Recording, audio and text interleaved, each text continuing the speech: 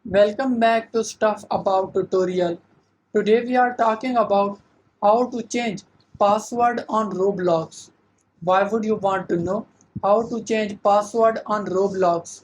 Well, maybe it is your first time using Roblox and not sure how to change password on Roblox.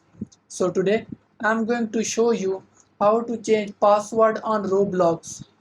Check video description and I will try to leave the written instructions. Changing password on Roblox is quite simple and the process is easy to do. First of all, open Roblox. Now you are seeing different options in left corner. Click on button having three dots.